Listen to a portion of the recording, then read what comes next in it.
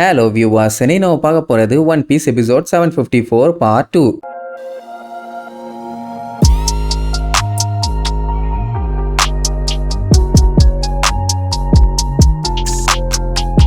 Open பண்ணா போன பாட்டுல நம்ம லூஃபியும் ரோடியும் பயங்கரமா மோதிக்கிட்டாங்கல்ல. கடைசியா ஒரு அட்டாக்க பயங்கரமா பண்றதுக்காக ரோடி நம்ம லூஃபியை நோக்கி வேகமா வருவான். லூஃபியும் வாடா இன்னைக்கு நீயா நானான்னு பார்த்தலாம் தான் நிப்பான். அந்த டைம் தான் என்ட்ரி கொடுத்து கார்டியன் ஸ்டாப் பண்ணுங்க, இதுக்கு மேல சண்டை போடாதீங்கன்னு கேரட் ரெட் கலர் துணியை தூக்கி போடுவான், வாழைப்பழத்தை தூக்கி போடுவான். அப்படி அவங்க போட்ட உடனே அந்த மாட்டுப்பைய ரோடி அந்த சிவப்பு கலர் துணியை போய் வேகமா முட்டுவான். அந்த குரங்கு பழத்தை வாங்கிட்டு சைலண்ட் ஆயிரும். இது தெரிஞ்சா அந்த லூசு பள்ளியில முன்னாடியே சைலண்ட் ஆகியிருக்கலாம் போலயே. இதுல இன்னொரு மேட்டர் என்ன தெரியுமா, இவனுங்க தான் கார்டியன்ஸ் ஆமா. இதை விட்டா இவனுல வேற நல்ல விதமா ஹேண்டில் பண்ண வழியே இல்ல. லூஃபி பார்த்துட்டு வாய பழந்துருவான், எது நாயான்னு. அதுக்கப்புறம் தான் சொல்லுவா, என் பேரு வாண்டா, எங்க கிட்ட தேவையில்லாத பஞ்சாயத்து வேண்டான்னு. இவ ஆக்சுவலா டாக் மிங்க், அது மட்டும் இல்லாம த பேட்டில் பீஸ்ட்ங்கிற ட்ரைபை சேர்ந்தவ. இவ கேரட், இவ வந்து ரேபிட் மிங்க். இவளும் அதே பேட்டில் பீஸ்ட் ட்ரைபை சேர்ந்தவ தான். அவ தெளிவா சொல்லிடுவா, நாங்க உங்ககிட்ட பஞ்சாயத்து பண்ணலாம் வரல, சோ தேவையில்லாம எங்க கிட்ட சண்டை கட்டிட்டு இருக்காதீங்கன்னு. அண்ட் அவங்களுக்கு நம்ம லூஃபியை பத்தி நல்லாவே தெரிஞ்சிருக்குது. அவனுக்கு இந்த மாதிரி வினோதமான ஆளுகளை பார்க்கும்போது ஏகப்பட்ட சாப்பர் அவன் கண்ணு முன்னாடி நிக்கிற மாதிரி இருக்குது. சரி, இப்ப அவனுக்கு அதை பத்தி எல்லாம் கவலை இல்லை. நம்ம லூஃபி எதுவுமே பண்ணல, அவன் பாட்டுக்கு சைலண்டா தான் இருந்தான். அப்புறம் எதுக்கு தேவையில்லாம வந்து நீ அட்டாக் பண்ணா, அதுக்கு முதல்ல பதில் சொல்லுங்கம்மா. அப்புறம் தான் வாண்டா மேட்டர் சொல்லுவான், நீங்க எல்லாம் இன்வேடர்ஸ், இங்கெல்லாம் நீங்க வரக்கூடாது, இந்த இடத்த அவங்க தான் கார்டியன்ஸா இருந்து பாதுகாத்துட்டு இருக்காங்கன்னு சொல்லுவா. அப்படின்னா நான் இங்க வரக்கூடாதான்னு கேட்டா ஆமா வரவே கூடாதுமா. அப்ப அந்த வாண்டா திடீர்னு மேல பார்த்து, கார்டியன்ஸ் இவங்க தெரியாம இங்க வந்துட்டாங்க, நாங்க இவங்களை கூப்பிட்டு போறோம், இவங்களால எந்த ஒரு பஞ்சாயத்தும் வராது, எதுவுமே பண்ண வேண்டாம்னு சொல்லுவா. யாரை பார்த்து பேசிட்டு இருக்கான்னு மேல பார்த்தா அங்க ஒரு ஜாகுவார் ஒன்னு நின்றுட்டு இருக்கும். இவன் பேரு பெட்ரோ, இவன் தான் நாக்ஸ் பைரட்டோட கேப்டன். சொல்ல போனா இவனுமே கொஞ்சம் பயங்கரமான ஆள் தான். சரி, வாண்டாவே சொல்லிட்டா இனிமேட்டு பிரச்சனை எதுவும் வராது, எல்லாரும் வாங்க போலான்னு சொல்லுவான். எது எல்லாருமான்னு பார்த்தா அவனு 2 பேரும் மட்டும் இல்ல, அந்த இடத்த சுத்தி எக்கச்சக்க பேர் இருக்காங்க. அத்தனை பேரும் சும்மா மின்னல் வேகத்துல பிச்சுக்கிட்டு போவாங்க, கண்ணுக்கே தெரியல. இத்தனை பேராடா இங்க ஒளிஞ்சிருந்தாங்கன்னு வாய பழந்துருவான். அப்ப லாவோட ஆளுங்கெல்லாம் வந்து விசாரிப்பாங்க, உனக்கு ஒன்னும் அடிப்பலையேன்னு. அவனுக்கு புரியல யார் இவனுங்கன்னு சொல்லி தலையை திருக்கி திருக்கி பார்த்துக்கிட்டு இருப்பான். அட வீணா போன விளக்கன்னு எங்களை ஞாபகம் இல்லையா, ஸ்டார் ஹேட் மறந்துட்டியா, நம்ம பேரமௌண்ட் வார்ல சண்டை போட்டமே அப்படி இப்படின்னு ஒவ்வொரு விஷயமா சொல்லி ஞாபகப்படுத்தி விடுவான். லாவோட ஆளுன்னு மட்டும் சொல்ல மாட்டான். நல்ல வேளை லூஃபியை கண்டுபிடிச்சிட்டான். ஆக்சுவலா லா கூட இருக்கும்போது இவன் ஒரு நேவிகேட்டர், இந்த இடத்துல கார்டியன்ஸுக்கு ஹெல்ப்பரா இருக்கான். இப்ப மேட்டர் என்னன்னா, இவனுக்கு டெய்லி நியூஸ் பேப்பர் ரீட் பண்றதுனால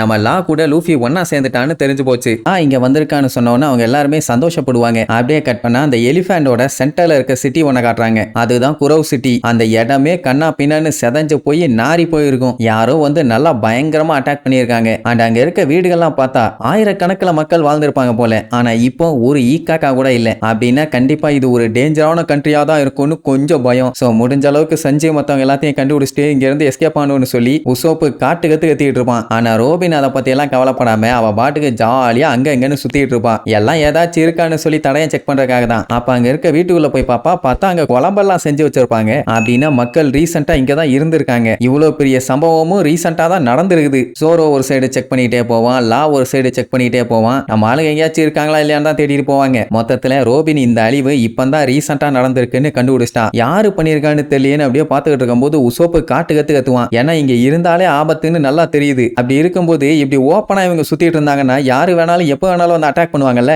ஏன்னு தெரியல, உசோப்பு இப்பெல்லாம் ரொம்பவும் பீதியில நடுங்கிட்டு இருக்கான். அப்ப ஜோரோ சங்கிலியில ரத்தம், அப்புறம் கட்டி போட்டு டார்ச்சர் பண்றதுக்கான ஒரு செட்டப்னு ஏகப்பட்ட ஐட்டத்தை பார்ப்பான். அதே நேரம் நம்ம பிராங்கி பயங்கர ஷாக்ல இருப்பான். என்னடான்னா செவுத்துல பெரிய பெரிய நகைக்கீரல்கள்லாம் இருக்குது. அப்படின்னா இதுக்கப்புறம் இவங்களுக்கு எனிமீஸ் மனுஷங்களா இல்ல வேற ஏதாச்சான்னு ஒரு சின்ன டவுட். இத மத்தவங்க வந்து பார்த்திருந்தா கூட பரவாயில்ல, உசோப் வந்து பார்த்துட்டு பீதியில இன்னும் நடுங்க ஆரம்பிச்சிருவான். அதுவும் ஒரு இடம் 2 இடம்னா பரவாயில்ல, ஏகப்பட்ட இடத்துல அந்த ஸ்கிராச்சஸ் இருக்கும். அப்ப லா கூப்பிட்டு ஒரு விஷயத்தை காமிப்பான். என்னதுன்னு பார்த்தா பெரிய சைஸ் கால் தடம். இது எலிஃபண்டோட கால் தடமா இல்ல வேற ஏதாச்சும் அனிமலான்னு தெரியல. ஆனா அதுதான் இங்க வந்து நாசம் பண்ணி இருக்குன்னு மட்டும் நல்லா தெரியுது. அப்ப ஏதாச்சும் மான்ஸ்டர் இல்லாட்டி பீஸ்ட் வந்து மிங் கண்ட்ரியை அட்டாக் பண்ணி இருக்குது. நம்ம ரோபின் கண்டுபிடிச்ச வரைக்கும் இந்த கண்ட்ரியை ஒரு 1 or 2 வீக்ஸுக்கு முன்னாடி தான் இந்த அளவுக்கு சதைச்சிருக்காங்கன்னு சொல்லுவா. எல்லாத்துக்குமே ஷாக் ஆகும். அதெல்லாம் நம்மளுக்கு வர அன்னைக்கா நடக்கணும். அப்படின்னா சஞ்சய் மத்தவங்களுக்கு என்னாச்சு, அவங்களும் இந்த பிரச்சனையில இன்வால்வ் ஆயிருந்தாங்களா அப்படின்னு சொல்லி பயங்கரமா வேர்த்து ஊத்தும். அதே நேரம் இந்த மேட்டரை வாண்டா லூஃபி கிட்ட சொல்லியிருப்பா, இந்த மாதிரி மொத்தமா அழிஞ்சு போச்சு அப்படி இப்படின்னு. சோ அதனால இவங்க ஊருக்குள்ள வரும்போது ஒரு ஈக்காக்கா கூட இல்லையான்னு லூஃபிக்கும் மேட்டர் தெரிஞ்சு போச்சு.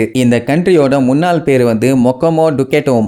ஒரு வாரத்துக்கு முன்னாடி வரைக்கும் இங்க இருந்த மக்கள்லாம் சந்தோஷமா இழிச்சுக்கிட்டு ஜாலியா என்ஜாய் பண்ணிட்டு இருந்தாங்க. ஆனா அதுக்கு அதுக்கப்புறம் நடந்த சம்பவம்னு சொல்லிட்டு அவ யோசிக்கும் போதே அப்படியே கிளாஸை வச்சு வெட்டுற மாதிரியும் மக்கள் சாகிற மாதிரியும் ரத்தம் தெரிக்கிற மாதிரியும் தான் விஷுவல்ஸ் வரும். மொத்தத்துல ஜாக்கால அந்த கண்ட்ரியே ரூயின் ஆயிருச்சும்பா. யார் அந்த ஜாக்குன்னு கேட்டுட்டு இருக்கும் போதே அந்த மொத்த இடமும் பயங்கரமா அதிர ஆரம்பிச்சிடும். என்னடா இது என்ன ஆக போகுதுன்னு கேட்டா மழை பெய்ய போகுது எல்லாம் ஓடுங்க ஓடுங்கன்னு அத்தனை பேர் விழுந்தடிச்சு ஓடுவாங்க. அதான் சஞ்சய் நம்மளுக்கெல்லாம் இருக்கும்போது திடீர்னு தண்ணி வந்து அடிச்சு எல்லாம் அடிச்சு பிடிச்சி எஸ்கேப் ஆனாங்களே அதே சம்பவம் தான் மறுபடியும் நடக்க போகுது. உடனே வாண்டா அந்த வார்னேங்கிற முதல்ல மேல ஏறி உட்கார சொல்லுவா. என்னன்னா ரைட் பிளாங்க்ல கொண்டு போய் இவனை விடுறாளாமா. அங்கதான் உன் ஃப்ரெண்ட்ஸ் இருக்காங்கன்னு சொன்னவன அவனுக்கு சந்தோஷம் தாங்க முடியல. ஆனா அவ மூஞ்ச ஷாக்கா வச்சிருப்பாளா அதை பார்த்த உடனே பயலுக்கு ஷாக் ஆயிரும். ஏன் இப்படி மூஞ்ச இஞ்சி தின்னு குரங்கு மாதிரி வச்சிருக்கே என்னாச்சு சொல்லுங்கும் போது அவங்க என்ன சொல்லிட்டு அப்படியே சோகமாவா பயலுக்கு பயங்கர ஷாக் ஆயிரும். இதுக்கப்புறம் நிஜமாவே சஞ்சய் மத்தவங்க எல்லாருமே செத்துட்டாங்களா இல்ல இந்த லூசுங்க லூசுத்தனமா எதையாச்சும் பார்த்துட்டு வந்து உளருதுங்களான்னு அடுத்தடுத்த எபிசோட்ல பார்க்கலாம். டாடா.